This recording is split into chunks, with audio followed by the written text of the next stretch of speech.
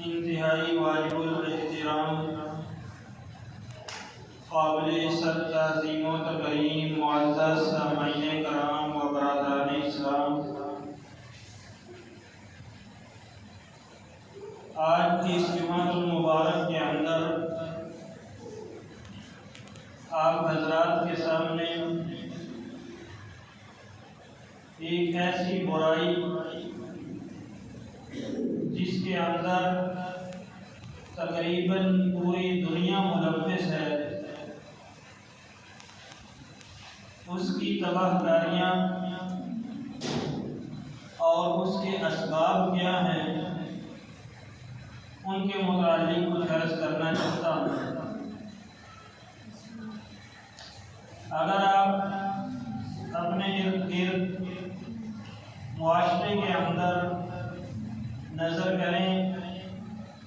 تو شاید ہی کوئی محلہ، کوئی گلی ہم کو ایسی ملے جس کے اندر یہ برائی جنم نہ لے رہی ہو یا لے چکی ہو، اور وہ برائی زنا کی برائی ہے۔ آج جس کو ہم ترقی یافتہ، تہذیب یافتہ اور جدید تعلیم سے آراستہ دور سمجھتے ہیں، حقیقت کے اندر یہ دور بہت بڑی گمراہی کے اندر اور بہت بڑی دلدل کے اندر دھنستا چلا جا رہا ہے۔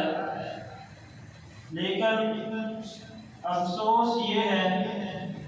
کہ اس کا سد باب نہیں ہو رہا۔ یہ ایک ایسی برائی ہے جس کا صرف اپنی ذات تک نقصان محدود نہیں رہتا، بلکہ اس کے منفی اثرات پورے معاشرے کو تباہ و برباد کر دیتے ہیں،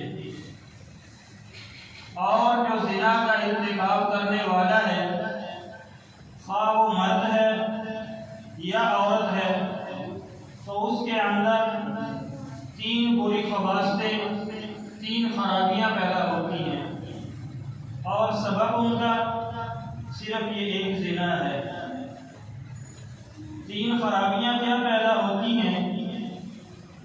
سب سے پہلی، جب زنا عام ہوتا ہے تو خاندان، حسب نسب یہ ختم ہو جاتا ہے، کیونکہ پتہ ہی نہیں کہ باپ کون ہے، پتہ ہی نہیں کس خاندان کا فرد ہے، پتہ ہی نہیں کس کا نطفہ ہے۔ اور دوسری خرابی جو زنا کا ارتکاب کرتا ہے، اس کے اخلاق وہ تباہ و برباد ہو جاتے ہیں، کیونکہ اخلاق اگر آدمی دیکھے تو کوئی بھی سلیم الفطرت انسان اس زنا کو ایک اچھی چیز یا جائز نہیں سمجھتا، بلکہ اس کو منحوس ہی سمجھتا ہے۔ اگر آپ زمانہ جاہلیت کی مثال لیں، جس دور کے اندر یہ زنا، شراب، چوری، ڈاکہ یہ سب کچھ عام تھا، اس دور کے اندر بھی جو سلیم الفطرت انسان تھے، انہوں نے اسلام قبول کرنے سے پہلے زمانہ جاہلیت کے اندر بھی اس کو برا سمجھا ہے اور سمجھتے رہے ہیں، اور ساری زندگی اس کبھی فعل کا کبھی ارتکاب نہیں کیا۔ اور پھر اللہ ذو الجلال والاکرام نے قرآن مجید فرقان حمید کے اندر ارشاد فرمایا، وَلَا تَقْرَبُوا الزِّنَا، کہ زنا کرنا تو دور کی بات، زنا کا فعل، اس کا ارتکاب کرنا یہ تو بہت دور کی بات ہے۔ فرمایا وَلَا تَقْرَبُوا الزِّنَا، کہ زنا کے قریب بھی نہ جاؤ۔ مطلب کیا؟ جہاں پر آپ کو یہ محسوس ہوتا ہے کہ زنا کا ماحول پیدا ہوگا، اس ماحول سے اپنے آپ کو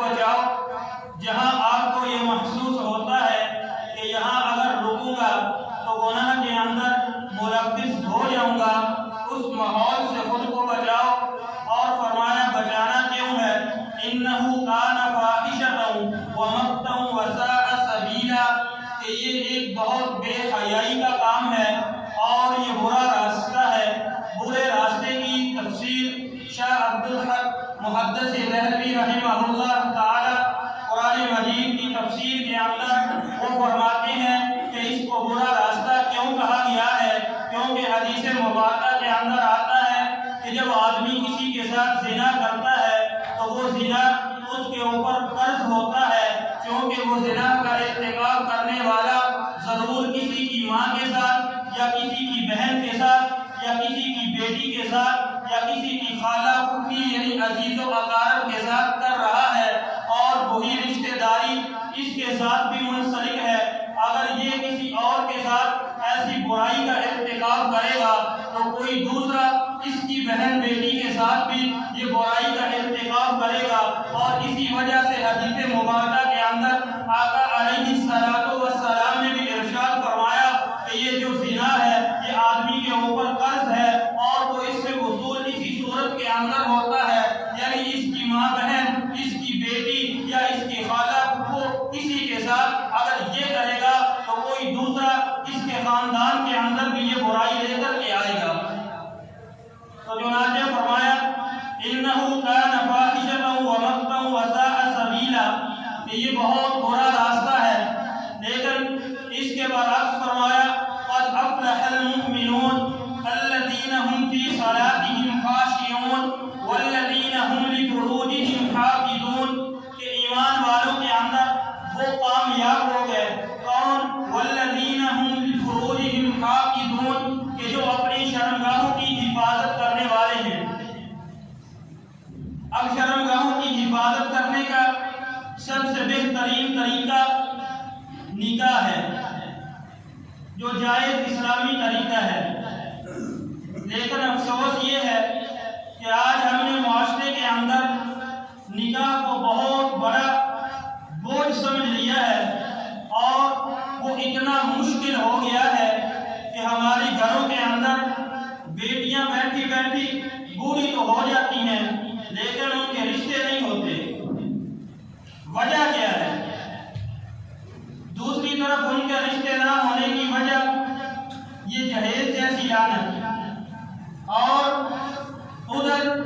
زنا کے ارتکاب کے اندر ملوث ہونے کا سبب چونکہ جائز رشتہ نہیں ملا۔ آقا علیہ السلام نے تو ارشاد فرمایا تھا کہ کیا کرو، نکاح کو آسان کرو، لیکن ہم نے اپنی دنیا کی رسومات کے اندر، اپنے خاندانی رسم و رواج کے اندر، اپنے سٹیٹس کو برقرار رکھنے کے لیے ہم نے آقا علیہ السلام کی تعلیمات کو چھوڑا اور اپنے اوپر جو آسانیاں تھیں ان کو خود مشکل بنایا، اور اس کا رزلٹ یہ نکلتا ہے کہ جب بیٹی جوان ہوتی ہے یا بیٹا جوان ہوتا ہے تو جب اس کا جائز طریقے کے ساتھ یہ اس کی جنسی خواہشات پوری نہیں ہوتی، کیونکہ یہ فطرتاً اللہ ذو جلال والاکرام نے ہر مرد اور عورت کے اندر یہ جنسی تسکین اور جنسی خواہش کا مادہ بھی رکھا ہوا ہے جس کا پورا ہونا بھی ضروری ہے، اور جب وہ اپنی اس عمر کو پہنچتے ہیں اور ان کا سد باب نہیں ہوتا، ان کو جائز مناسب رشتہ نہیں ملتا، اور درمیان کے اندر آڑے ہماری اپنی انا آتی ہے کہ جناب اگر اس لڑکی کے ساتھ ہم نے اپنے بیٹے کی شادی کی ہم کو جہیز نہیں ملے گا، یہ خاندان نچلے طبقے کا ہے، اور اسی طرح لڑکی والے بھی ڈھونڈتے رہتے ہیں لڑکا اچھا خاصا تعلیم یافتہ ہو، کاروبار اپنا ہو، اور جب ایسی صورتحال ہم پہلے سے دیکھنے شروع کر دیتے ہیں اور اسی اثناء کے اندر ادھر سے بیٹی اور بیٹے کی عمر تو نکلتی چلی جاتی ہے اور وہ برائیوں کے اندر دھنستا چلا جاتا ہے، اس طرف ہم توجہ نہیں کرتے بلکہ ظاہر کو دیکھتے ہوئے کہ جناب ہمارے معاشرے کے اندر، ہمارے خاندان کے اندر اپنی ناک بچ جائے، لیکن اس لحاظ کو رکھتے رکھتے ہم یہاں تک گر جاتے ہیں کہ جس کی خواہش کے لیے ہم یہ سب کچھ کرتے ہیں وہ پھر بھی پوری نہیں ہوتی۔ آپ جتنا اچھا رشتہ دیکھ لیں، جتنی اچھی اور تعلیم یافتہ لڑکی دیکھ لیں، یا اسی طرح جتنا بھی اعلیٰ سٹینڈرڈ کا لڑکا دیکھ لیں، لیکن جو نکتے چینی کرنے والا ہے وہ اس کے اندر بھی کر کے چھوڑتا ہے۔ پورا معاشرہ گھوم لے، سب سے اعلیٰ اسٹیٹس کا جو سمجھ کے آپ نے رشتہ گھر کے اندر لے کے آئے ہیں، کوئی نہ کوئی اس کی مخالفت کے اندر ضرور ہوگا، اور اس کو ہم سمجھنے کے لیے، اس سے بچنے کے لیے اپنے بیٹے اور بیٹے کی کوئی پرواہ نہیں کرتے، ان کی جو عمر ہے اس کا لحاظ نہیں کرتے، اور اس نکاح کو جو اللہ کے نبی صلی اللہ علیہ وسلم نے فرمایا تھا کہ آسان کرو، ہم نے اس کو مشکل کرتے کرتے یہاں تک پہنچا دیا ہے کہ آج نکاح کرنا تو مشکل ہے، لیکن ہمارے اس معاشرے کے اندر اس کے مقابلے کے اندر زنا کرنا اتنا آسان ہو چکا ہے کہ اس کے لیے آدمی کو صرف اپنے آپ کو تھوڑا سا گرانا پڑتا ہے، اور گرانا بھی کوئی ایسے نہیں، تسلیل بھی نہیں کرنی پڑتی، بلکہ بس چند روپوں کے اوپر یہ سب کچھ سرعام ہو رہا ہے۔ ہم نے اس کی خواصوں کو سمجھا ہی نہیں کہ اس کا انجام کیا ہے، حالانکہ یہ اتنا قوی فعل ہے کہ آقا علیہ السلام نے ارشاد فرمایا کہ جب آدمی زنا کا ارتکاب کرتا ہے، اس کے دل کے اندر سے ایمان نکل کر اس کے اوپر معلق ہو جاتا ہے کہ جب تک وہ اس فعل کا ارتکاب کر رہا ہے وہ بے ایمان ہے، وہ مسلمان نہیں ہے، چونکہ ایمان دل سے نکل چکا ہے، اور اگر بعد کے اندر توبہ نہیں کی، اسی حال کے اندر رہا ہے، تو کتابوں کے اندر یہ الفاظ ملتے ہیں کہ اگر اسی حال کے اندر بغیر توبہ کیے اس دنیا سے مر گیا تو وہ مسلمان نہیں ہے، جس کو ہم نے آج ایک عام بات سمجھ لیا ہے، حالانکہ اس کی اتنی بڑی سزا خود اللہ ذوالجلال والاکرام نے سورہ نور کے اندر بیان فرمائی، الزانیۃ والزانی فاجلدوا کل واحد منہما 100 جلدہ، کہ جو زنا کا ارتکاب کرے، مرد ہے عورت ہے، اگر غیر شادی شدہ ہے تو 100 کوڑے اس کو ماریں۔ کتنے کوڑے؟ 100 کوڑے۔ اور پھر آگے فرمایا وَلْيَشْهَدْ عَذَابَهُمَا طَائِفَةٌ مِّنَ الْمُؤْمِنِينَ، کہ یہ جو سزا دی جائے یہ بھی اس کو چوری چھپے نہ دی جائے، بلکہ کھلے میدان کے اندر، شہر کے چوک چوراہے کے اندر اس کو سزا دی جائے تاکہ دیکھنے والوں کو بھی عبرت حاصل ہو۔ لیکن آج ہم نے کیا کیا ہے؟ آج ہمارے قانون کے اندر کھلے بندوں کو سزا دینا یہ جرم تصور کیا جاتا ہے، اس کو تذلیل سمجھا جاتا ہے، حالانکہ قرآن اور حدیث سے واقعات تو بھرے پڑے ہیں ایسے۔ حدیث کی کتابوں کو دیکھو، ایک نہیں سینکڑوں واقعات ایسے ملیں گے کہ سزا کھلے عام دی ہے، میدان کے اندر دی ہے، تاکہ معاشرے کے اندر دوسروں کو نصیحت حاصل ہو، اور یہ جو سزائیں مقرر کی ہیں ان کے مقرر کرنے کا مقصد بھی تو یہی ہے تاکہ دیکھنے والے عبرت حاصل کریں اور آئندہ اس کبھی فعل سے وہ بچیں۔ چنانچہ فرمایا الزانیۃ والزانی فاجلدوا کل واحد منہما 100 جلدہ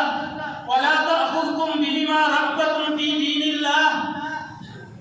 اور فرمایا کہ جب سزا دینے کی باری آئے تو اس کے اندر نرمی نہ کرو،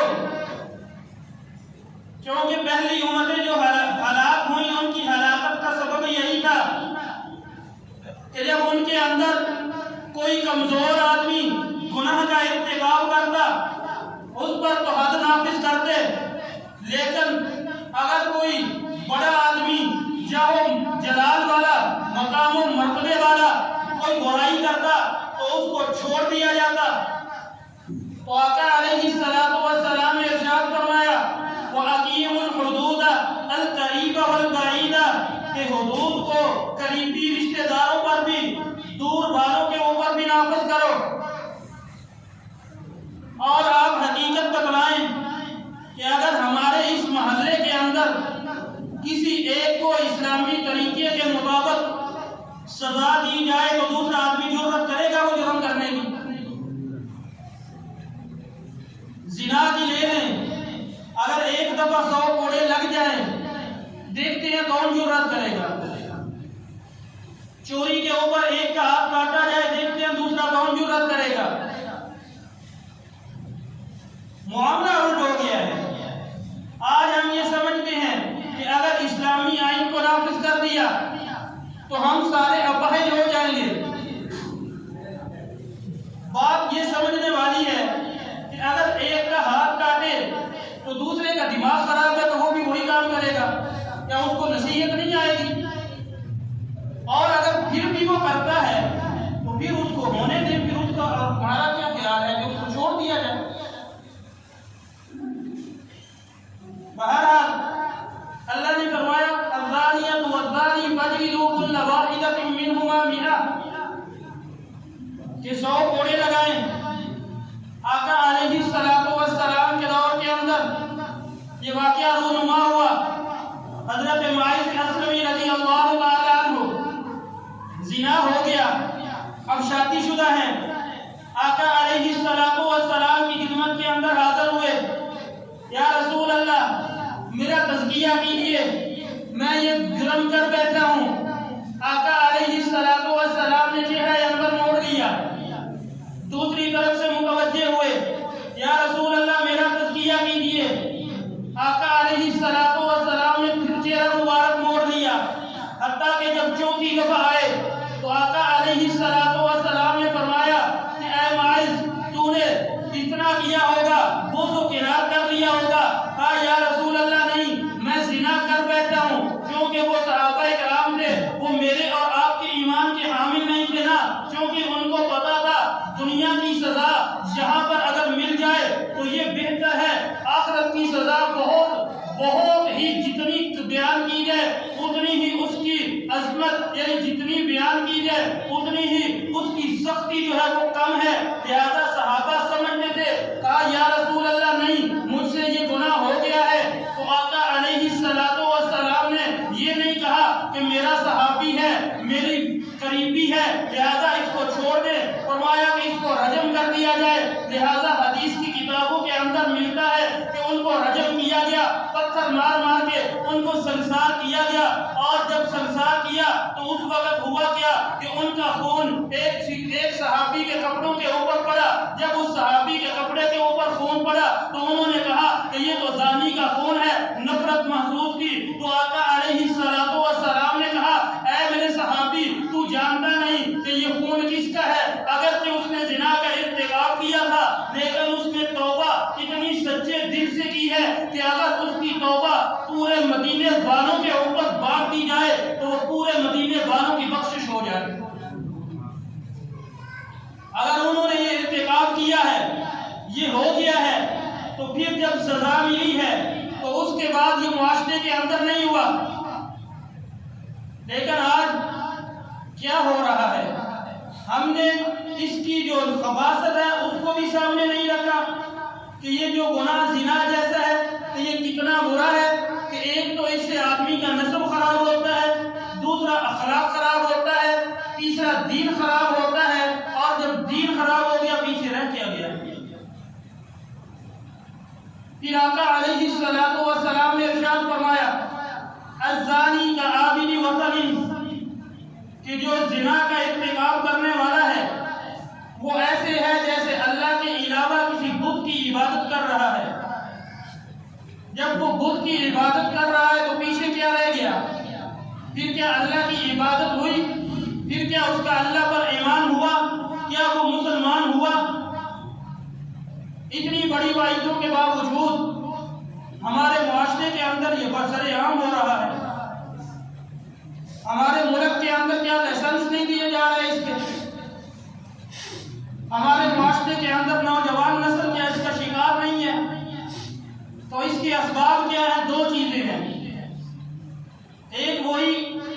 کہ ہم نے نکاح کو مشکل کیا، سٹیٹس دیکھتے رہتے ہیں، اور بیٹی بیٹے کی عمر اس حد تک پہنچ جاتی ہے کہ جب جنسی خواہش اس کی پوری حلال طریقے سے نہیں ہوتی تو وہ حرام کاری کے اندر مبتلا ہو جاتا ہے۔ اور دوسرا سبب وہ ہمارے آج کل کی جدید ٹیکنالوجی کے اندر